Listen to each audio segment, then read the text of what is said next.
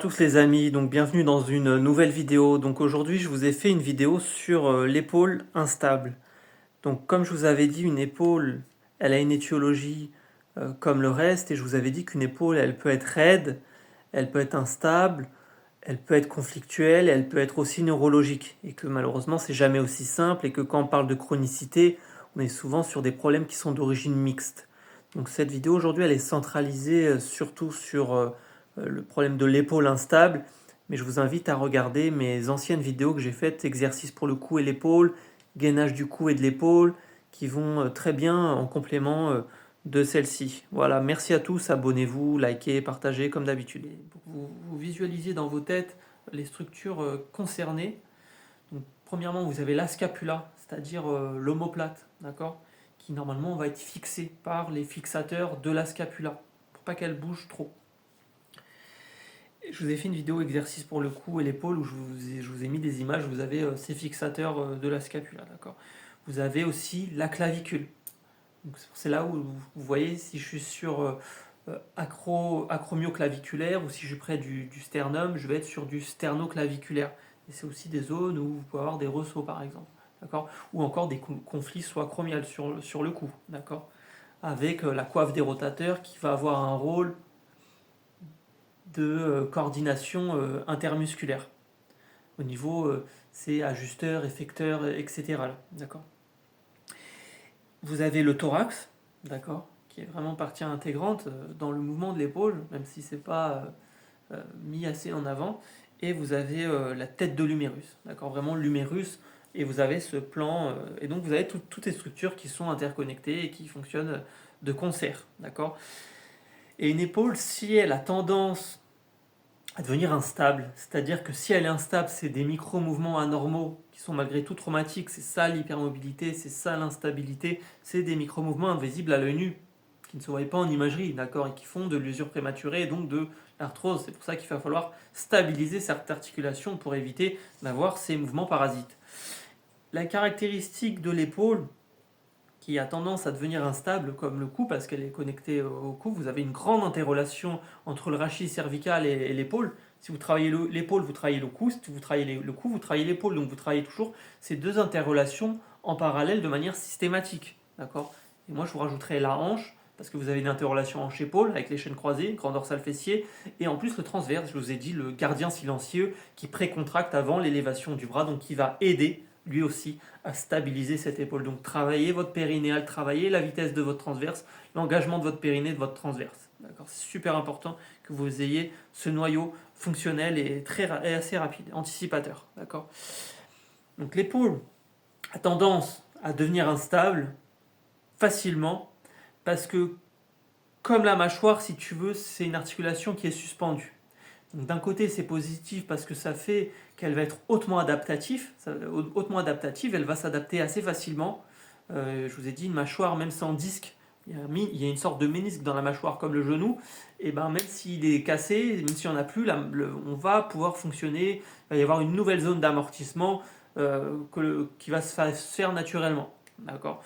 Donc la fonction peut aller au-delà de la structure sur une épaule ou une mâchoire, contrairement à une hanche ou un dos, par exemple, parce que c'est des structures qui sont moins adaptatives, parce que la suspension n'est pas la même. D'accord. Il me semble que la suspension, elle va être essentiellement ligamentaire sur une mâchoire et sur une épaule. Je sais qu'une épaule, je vous l'avais déjà dit, qu'elle peut fonctionner juste avec un seul muscle, avec le grand rond. Donc une opération de l'épaule, ça sert quasiment jamais à rien. C'est que comme les genoux, souvent les pronostics sont plus ou moins défavorables, sont pas engageants après une opération sur une épaule ou un genou. Donc il faut comme toujours privilégier le traitement conservateur à l'invasif quand cela est possible. Des fois, il n'y a pas le choix, il n'y a pas le choix. Mais il faut essayer d'aller au-delà de ce qu'on peut faire, en tout cas, au maximum. Donc vous avez sur une épaule ce qu'on appelle la théorie du point fixe mobile. C'est que l'analogie qui est faite, c'est qu'en fait l'épaule, si tu veux, au niveau de la scapula et de l'humérus, vous avez une petite surface de contact. Et l'analogie qui est faite, c'est une balle de golf avec son support. Et comme il y a une petite surface de contact, elle peut facilement devenir instable. Donc c'est ce qui lui permet cette grande amplitude qui serait intermédiaire entre les chevaux qui ont des appuis, les oiseaux qui peuvent voler, et les primates, les reptiles qui peuvent faire de la préhension. Donc nous, on a des épaules qui sont intermédiaires, qui en gros, au niveau de l'évolution, on a des épaules qui sont le plus représentatif de l'ensemble des espèces que je viens de vous citer par exemple. Tu vois ce que je veux dire? On a vraiment des épaules intermédiaires. On peut faire beaucoup de choses avec, contrairement à un oiseau ou un cheval. Ou tu vois ce que je veux dire? On a vraiment des épaules très adaptables. Mais cette adaptabilité, elle a une contrepartie, c'est le risque d'instabilité. Vous comprenez que vous avez toujours un prix à payer dans l'évolution. D'accord, un compromis. Et donc, si tu veux, vous avez l'humérus, donc le bras en gros, qui est mobile, d'accord? Qui est mobile. Et le point fixe, qui est censé être fixe, c'est la scapula, l'omoplate, qui est censée ne pas bouger. Mais le souci, c'est que cette scapula, elle est elle aussi mobile, comme l'humérus, comme le bras. Et donc, vous avez un point fixe qui est mobile lui aussi. Donc, si même le point fixe est mobile, bah, c'est normal que j'ai un risque accru d'instabilité. Vous comprenez? Donc même si ça a pas, je l'ai pas vu, même si je l'ai pas vu, je pense qu'on peut étendre la classification des mâchoires. On parle de BAD au niveau de la classification des mâchoires pour tout ce qui est étiologie et tout. C'est bruit, c'est-à-dire la mâchoire qui fait du bruit, l'algie, la douleur, et la dyskinésie, c'est-à-dire difficulté, kinésie, mouvement. Donc une difficulté à bouger et à me coordonner correctement dans un mouvement qui est sain et correct. C'est que quand il y a une dyskinésie de la mâchoire, de l'épaule, c'est-à-dire un mouvement qui n'est pas correct, on parle de gestes nocifs, d'accord? Et donc il y a un souci de coordination, de contrôle moteur et de spatialisation, en gros, dans le cerveau et de proprioception, d'accord? Qui fait que j'ai pas une bonne coordination. Et on sait que ça peut être des indicateurs, d'accord? Ce truc de bruit, algie, dyskinésie. Par exemple, moi en consultation, je propose un exercice souvent où je fais ouvrir les gens, je fais une brasse aux gens devant un mur. Et souvent les épaules vont cliquer. Et ça va être pour moi, je vais me dire, ah oui, c'est qu'effectivement il y a un trop grand enroulement des épaules, il y a une trop grande sagittalisation, d'accord? Et c'est pas normal. Donc le souci numéro 1, je viens de vous le dire, pour les épaules en tout cas qui sont instables, c'est la sagittalisation. C'est-à-dire que les épaules, quand elles sont enroulées, on dit qu'elles sont sagittalisées. D'accord? Alors que quand elles sont bien fixées derrière, bien en arrière, et qu'elles sont resserrées, en gros, elles sont frontalisées. Et donc cette sagittalisation, c'est le souci numéro 1. Donc ce qui va la sagittaliser, c'est le grand rond, le grand dorsal et le grand pectoral. Et donc cela, il va falloir les masser, les étirer de manière préférentielle. D'accord? Et par contre, il va falloir renforcer les frontalisateurs de la scapula, c'est-à-dire les rhomboïdes et les trapèzes inférieurs. D'accord? Et je vous ai dit que quand vous avez un syndrome croisé supérieur, que le pivot central de ces syndromes croisés, c'est la sacro-iliaque, vous avez des trapèzes supérieurs qui sont hyperactifs, ça c'est que la sonnette de l'épaule, elle ne fonctionne pas, et donc je vais compenser, c'est un mouvement de sonnette, je vais compenser dans les trapèzes supérieurs, et je vais avoir une faiblesse des fléchisseurs profonds du cou. Et par contre, je vais avoir une hypertonie au niveau de l'élévateur de la scapula qui va faire que je tourne moins ma tête d'un côté ou de l'autre, par exemple. D'accord? Et des trapèzes qui vont me faire ces douleurs à l'épaule, ces douleurs au niveau de la mâchoire ou des migraines, par exemple. D'accord? Donc souvent, il m'est arrivé, c'est pas souvent, il m'est arrivé plusieurs fois d'avoir des gens qui ont des douleurs au niveau de l'insertion ici, là, que vous voyez, au niveau de l'insertion du biceps fémoral. Parce qu'en fait, quand il y a une épaule qui est justement sagittalisée, vous avez des biceps souvent qui sont trop puissants par rapport aux triceps, et vous avez le petit pectoral aussi qui vient tirer sur la tête en avant. Donc quand vous avez une douleur ici, ça va faire un tilt antérieur, ça s'appelle, et ça va être le biceps et le petit pectoral qu'il va falloir masser et tirer, par contre renforcer les rhomboïdes, les trapèzes inférieurs et le triceps aussi. C'est ce qu'on va voir aujourd'hui. D'accord. Donc quand vous avez cet enroulement des épaules, vous allez avoir une tête qui va partir en avant, puis ça va s'auto-entretenir, d'accord? Et donc la tête, c'est une antéprojection de la tête, d'accord? Et ça va vous faire un enroulement thoracique. Moi, je parle souvent d'enroulement thoracique, enroulement des épaules, avec justement un bassin qui part trop en avant et une mâchoire qui se serre, etc.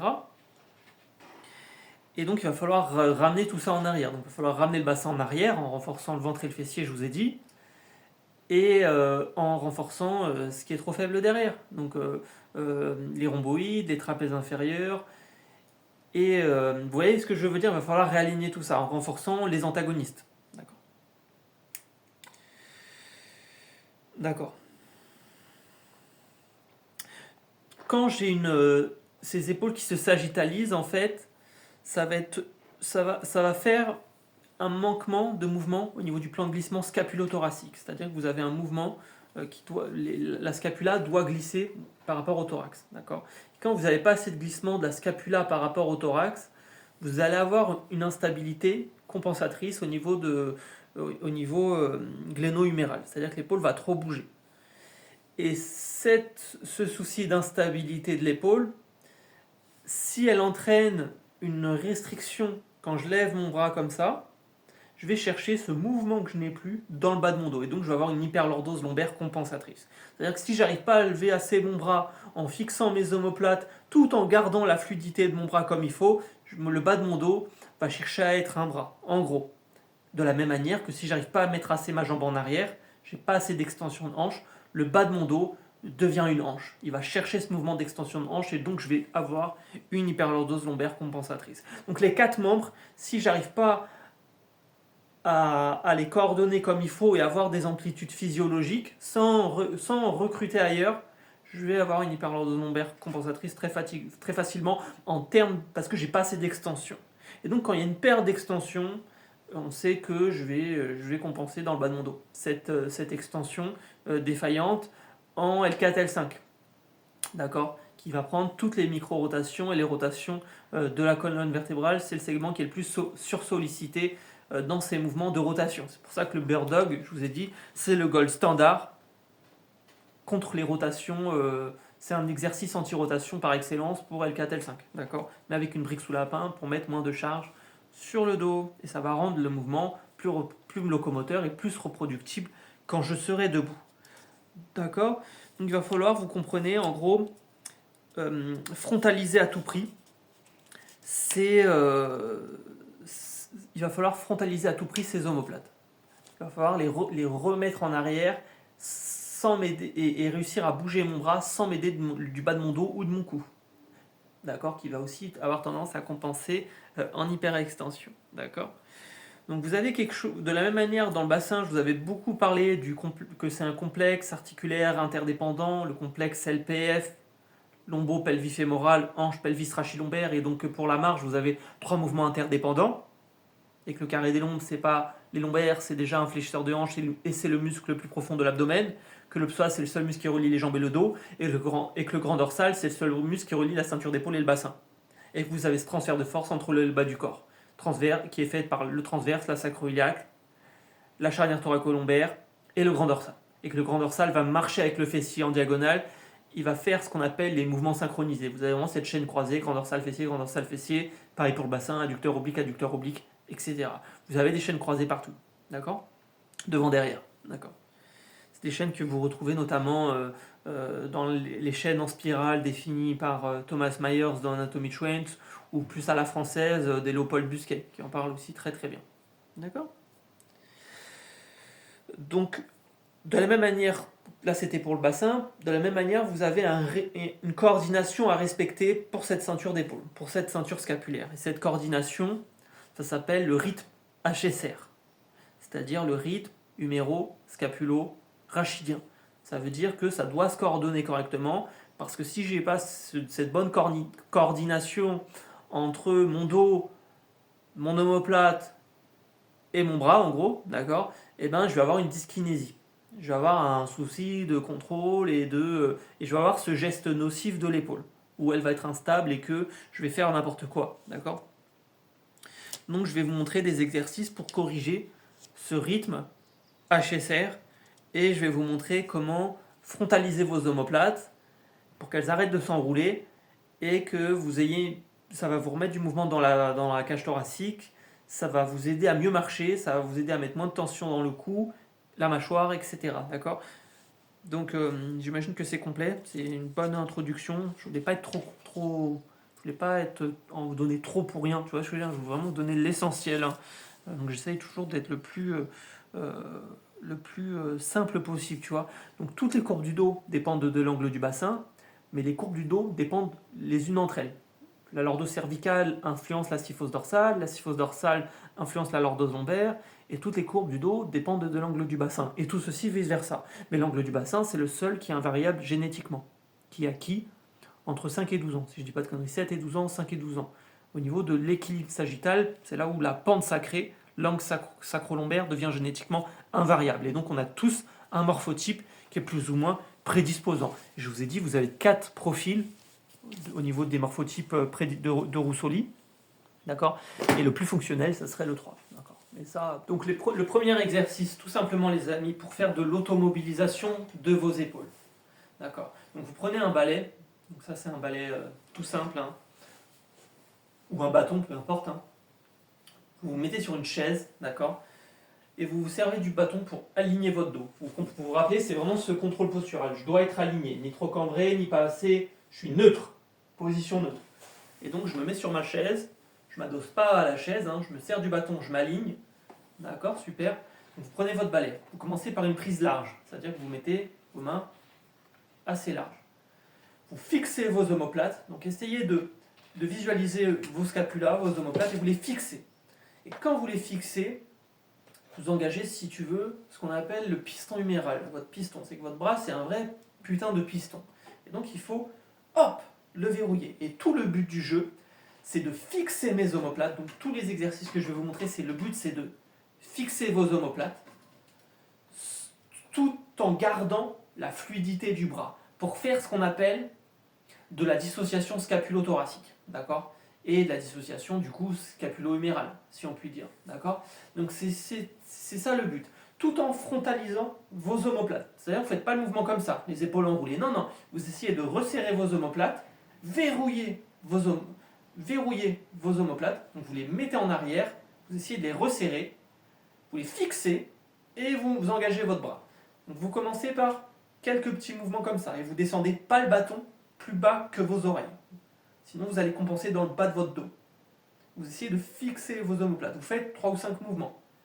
Vous faites la même chose, mais vous raccourcissez la prise. Vous faites une prise intermédiaire. Et vous redémarrez. Clac, je frontalise mes omoplates. Hop, je les fixe. Et je garde la fluidité de mon bras. Et je monte, et je descends. Et ça va tirer, ça va être dur. Ça va muscler vos épaules comme il faut. Et vous le faites en prise serrée maintenant. Hop, et vous faites la même chose. Je fixe mes omoplates, antépulsion, je monte, je descends, je monte, je me descends, je monte, je me descends. D'accord, super. Donc maintenant vous le faites un peu derrière. Donc regarde, je mets ma main ici, et par contre l'autre main ici, vous voyez, je la mets sur le bout de mon bâton, comme ça. D'accord.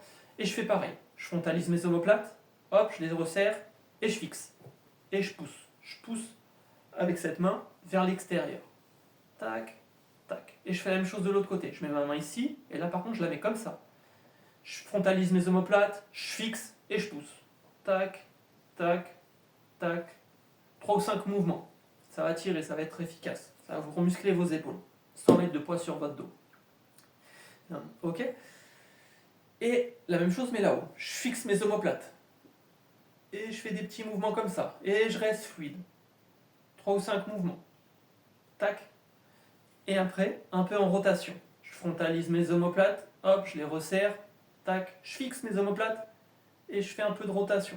Tac, je vais explorer des nouvelles amplitudes. Tu vois, je vais explorer des nouvelles amplitudes.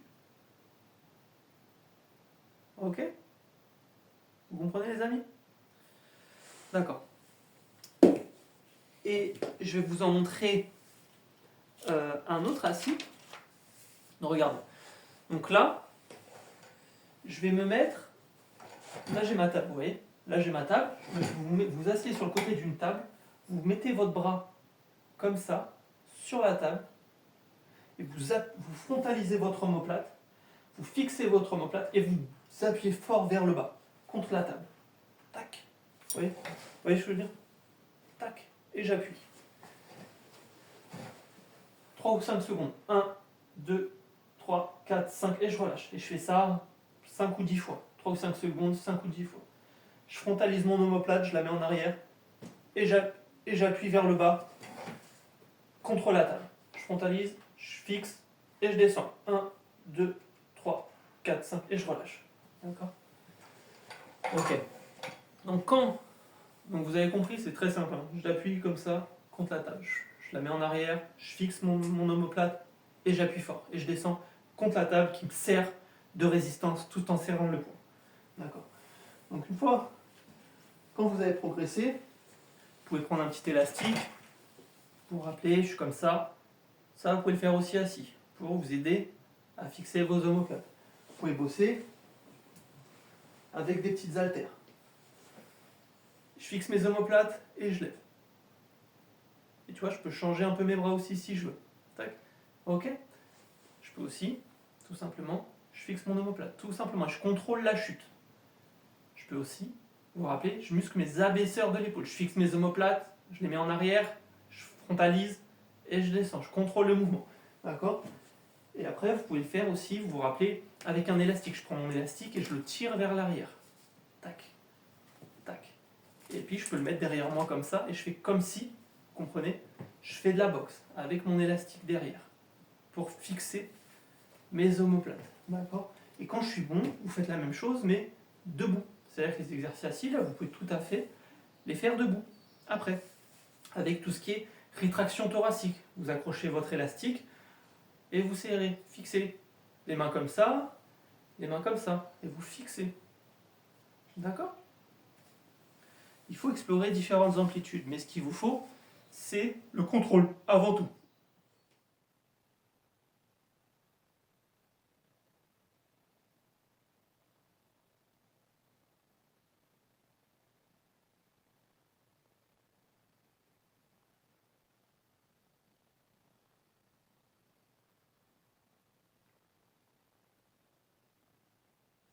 Donc debout, je vais vous montrer un deuxième exercice où vous collez contre un mur.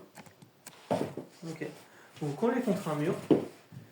Vous aplatissez vos lombaires sans les écraser. Pour ne pas chercher cette hyperlordose lombaire, quand je lève mon bras, vous vous rappelez, vous rentrez votre tête. Vous essayez pareil. Fixez vos omoplates. Hop. Je descends. Regarde. Je vais faire ça. Donc vous collez au mur. D'accord. Vous essayez de coller vos omoplates au mur, de les frontaliser. Vous descendez le premier bras. Une fois qu'il est descendu, vous verrouillez l'omoplate. Hop. Et vous levez le bras. Tout en verrouillant l'omoplate. D'accord ? Là, vous corrigez votre rythme HSR que je vous expliquais. Vous avez compris ? J'aplatis mes lombaires sans les écraser. Je frontalise mes omoplates. Hop, elle est collée au mur. Je descends mon bras. Je verrouille mon omoplate. Et tout en verrouillant l'omoplate, je garde la fluidité de mon bras. D'accord ? Et je fais la même chose de l'autre côté. Je frontalise mon omoplate, je la colle, je descends, je verrouille et je lève. J'essaye de ne pas me cambrer quand je lève mon bras. Tout en gardant l'épaule droite. D'accord ? L'épaule en arrière, resserrée. D'accord ? Donc pensez, comme je vous disais, à étirer vos bras. Donc là, vous vous mettez sur le côté d'un mur et je mets mon bras comme ça, contre le mur. Là, vous étirez vos épaules. Là, vous combattez l'enroulement de vos épaules. Là, vous étirez votre bras. Vos biceps, etc. Et vous faites la même chose, bien sûr, de l'autre côté. Vous voyez ce que je veux dire ? D'accord ? Tac. Tac. Tu vois, ma main, elle est comme ça, elle est collée au mur. Et moi, je suis droit, si je veux. Hop, et là, j'étire mon bras. Ok ?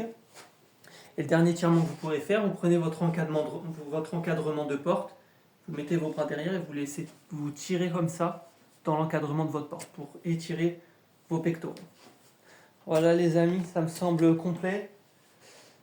Donc n'hésitez pas à regarder la vidéo que je vous avais faite, exercice pour le cou et l'épaule, qui est en complément de celle-ci. Aussi regardez gainage du cou et de l'épaule, qui est en complément de celle-ci. N'hésitez pas à regarder aussi les prérequis du maintien postural. Je vous ai montré des exercices intéressants pour ce truc de dissociation avec l'exercice du wall slide WY. Comme toujours, soyez mobile avant d'être fort. Donc n'hésitez pas à aller sur du open book ou du treat the needle avant de faire ce genre d'exercice. Ça pourra vous aider et du node, ça pourra vous aider à préparer le terrain. Et voilà, donc en tout cas, je vous remercie, je vous souhaite bon courage et je vous souhaite bons exercices à tous. Merci les amis.